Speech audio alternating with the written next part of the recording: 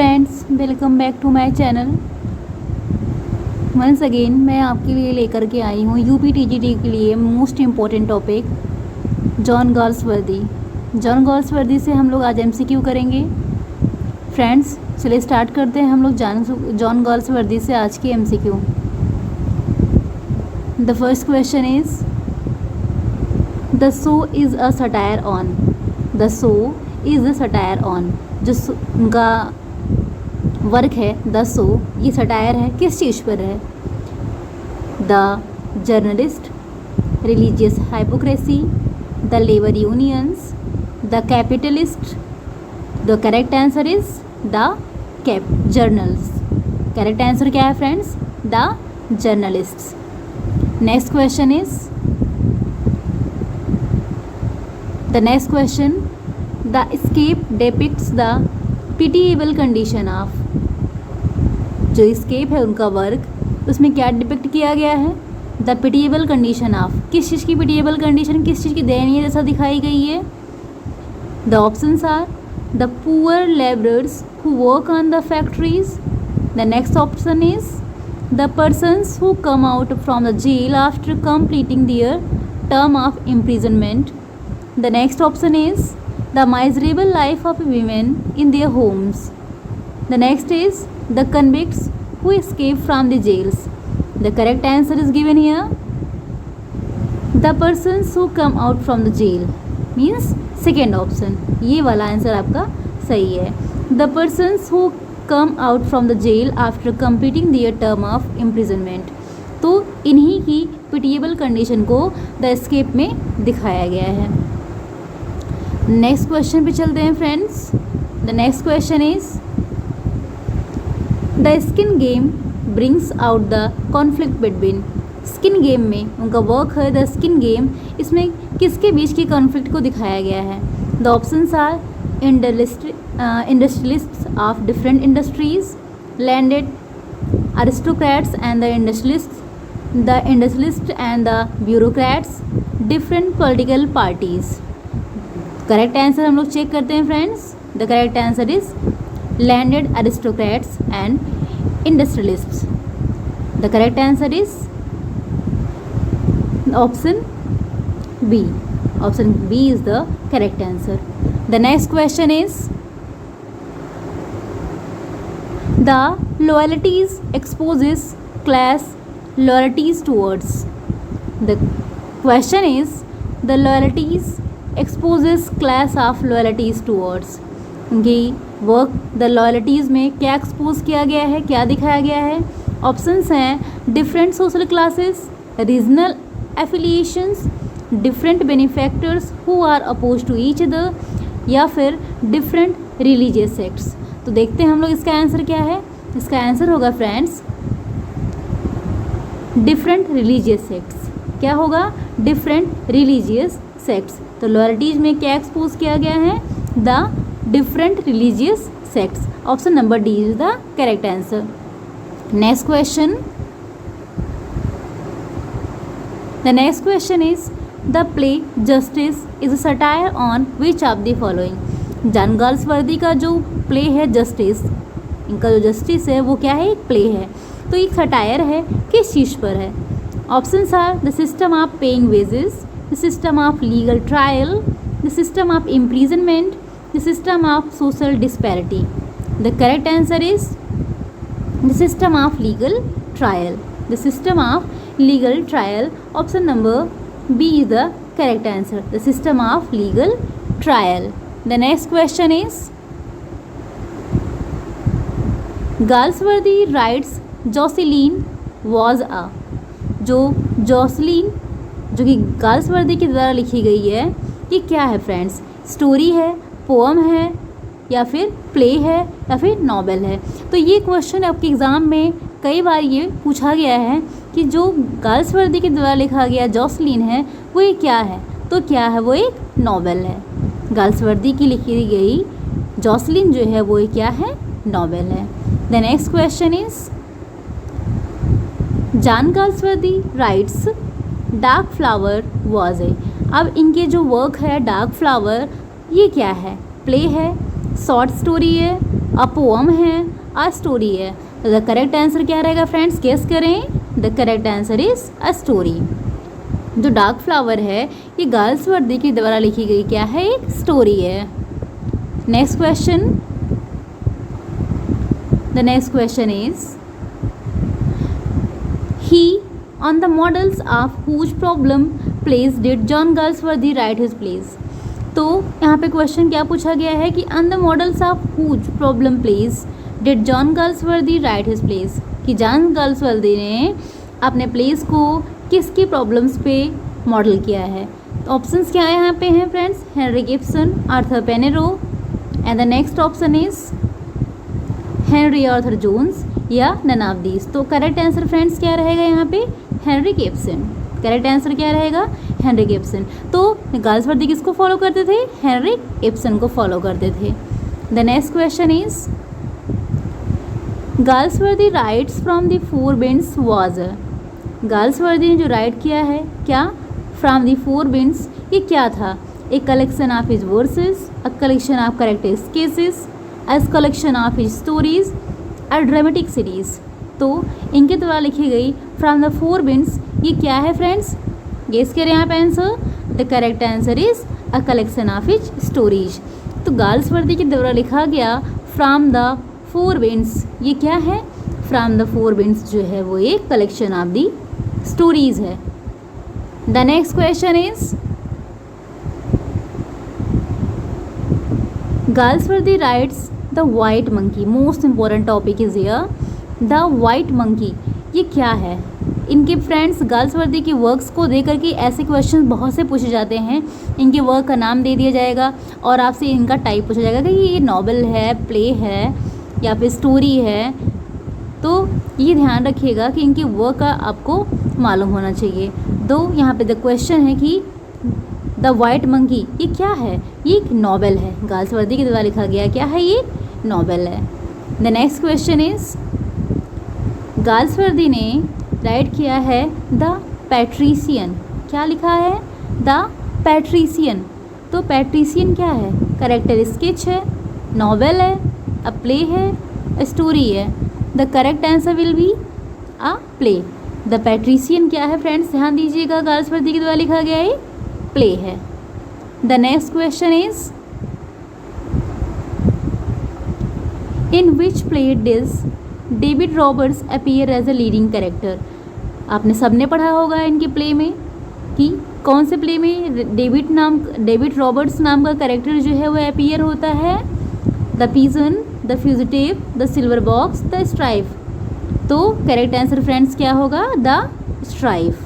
क्या होगा friends, the Strife. Next question क्या है यहाँ पे कि Ann says to her father you know what you really are, I suppose are sickly sentimentalists. These lines are taken from which of the following play?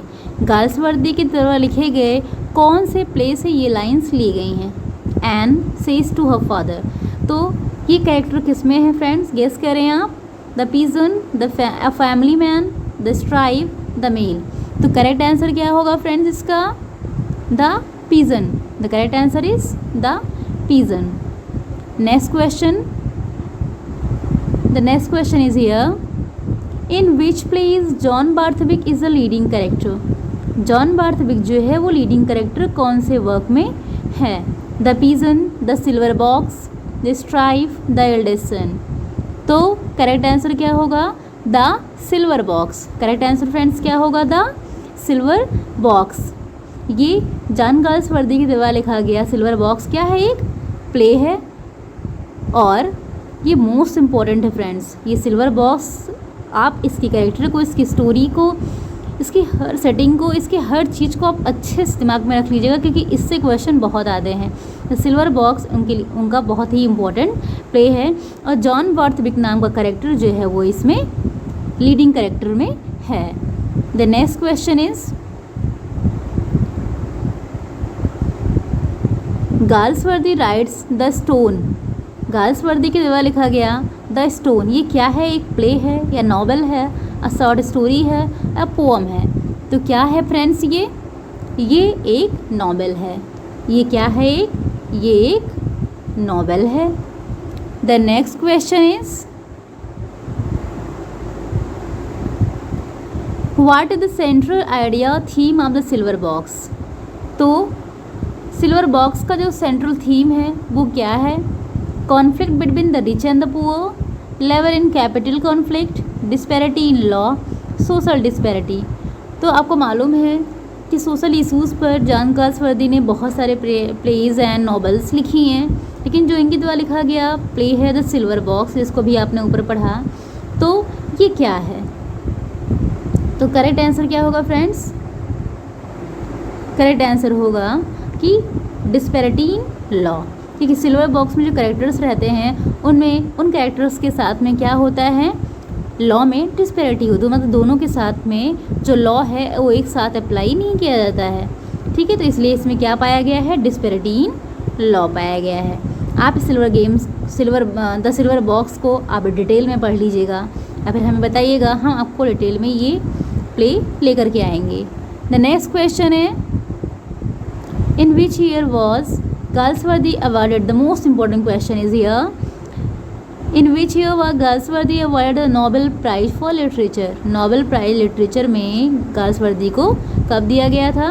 तो 1932 में। The correct answer is 1932. The next question is कि John Galsworthy published some of his early works under pseudonym. What name did he assume? कि सीडोनिम क्या होता है कि ये अपना जो रियल नाम होता है उसको ना यूज करके किसी और इमेजिनरी नाम से जो है वो अपने प्लेज या अपने वर्क्स को जो है वो पब्लिश करवाते हैं, उसी को क्या बोलते हैं फ्रेंड्स? सीडोनिम बोलते हैं। तो जब ये स्टार्ट किए थे अपने वर्क्स को तो ये किस नाम से लिखा करते थे? तो करेक्ट आंसर क्या होगा यहाँ पे? John Sijon, John Fivistian, John Simkins, John Simplin. Correct answer आप सभी को पता होगा, जॉन सिजोन। मोस्ट इम्पोर्टेंट है फ्रेंड्स, ये जॉन सिजोन नाम से ही अपने अर्ली वर्क्स को पब्लिश कराते थे। The next question is the play Joy exposes the strain and stress of. इनके द्वारा लिखा गया जो प्ले है इसकी जो है याद रखिएगा कि जो जॉय है वो क्या है? ये गाल्सवर्दी के द्वारा लिखा गया एक प्ले है। तो ये क्या एक्सपोज करता है? The strain and stress of. किसका स्ट्रेन और स्ट्रेस ये एक्सपोज करता है? तो the correct answer is a young girl growing into adulthood. A young girl growing into adulthood. अगर आपने उनके द्वारा लिखे गए गाल्सवर्दी के द्वारा लिखे गए प्लेस को डिटेल में स्टडी किया होगा तो आप इस आंसर को समझ पा रहे होंगे। The next question is in which play does Falder appear as a central character. इनके किस द्वारा लिखे गए किस प्ले में फाल्डर जो है वो एक कैरेक्टर के रूप में आता है? Loyalties, justice, the Silver Box, the skin game. तो क्या होगा फ्रेंड्स करेक्ट आंसर? जस्टिस में। जस्टिस में फाल्डर जो है वो एक सेंट्रल कैरेक्टर के रूप में लाया गया है। The next question is in which play does Stephen Moore appear as an idealist. ये नाम आप देख रहे हैं स्टीफन मूर, इनको एडलिस्ट के रूप में कौन से प्ले में प्रेजेंट किया गया है? The forest, the skin game, loyalties, the mob. तो करेक्ट आंसर फ्रेंड्स क्या होगा? द मॉब में। मतलब द मॉब जो है वो गाल्सवर्दी के द्वारा लिखा गया एक क्या है? प्ले है, जिसमें स्टीफन मूर को एक आइडियलिस्ट के रूप में प्रेजेंट किया गया है। The next question is D. Lewis and Dancy are the leading characters in which of following plays? Which play? Means D. Lewis और Dancy ये leading characters हैं कौन से play में? Loyalties, The Eldest Son, The Peasant, The Escape। तो correct answer friends क्या होगा? Loyalties। क्या होगा friends correct answer? Loyalties में Lewis और D. Lewis और Dancy को leading character के रूप में दिखाया गया है। The next question is in which play there is a conflict between Hillcrist and Hornblower। तो कौन से प्ले में हिलक्रिस्ट और हॉर्नब्लोअर को के बीच में कॉन्फ्लिक्ट को दिखाया गया है? तो the loyalties, the mob, the skin game, the pigeon. तो करेक्ट आंसर क्या होगा फ्रेंड्स? देखते हैं चलिए। The correct answer is the skin game. The skin game में हिलक्रिस्ट और हॉर्न ब्लोअर के बीच के कॉन्फ्लिक्ट को दिखाया गया है, जो कि ये प्ले है। गाल्सवर्दी की दवा लिखा गया एक प्ले है, the skin game. The next question is Galsworthy rights awakening was a. Galsworthy की दवा लिखा गया जो अवेकनिंग है, क्या है इसका नाम? अवेकनिंग ये क्या है? ये एक नॉवेल है। आपको अवेकनिंग से कुछ याद आ रहा होगा कि ये इंटरल्यूड्स में आता है। आप याद करें 4 साइड सागा, इनकी ट्रिलॉजी आप देखिएगा, उसमें अवेकनिंग आपको मिलेगा, एक बार आप रिमाइंड कर लीजिएगा। The next question is call this justice what about I am.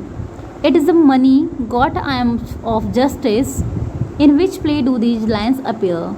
तो कौन से प्ले में ये लाइन्स अपीयर होती हैं? जस्टिस में, द फ्यूजिटिव में, द सिल्वर बॉक्स में, या नन ऑफ दीज में।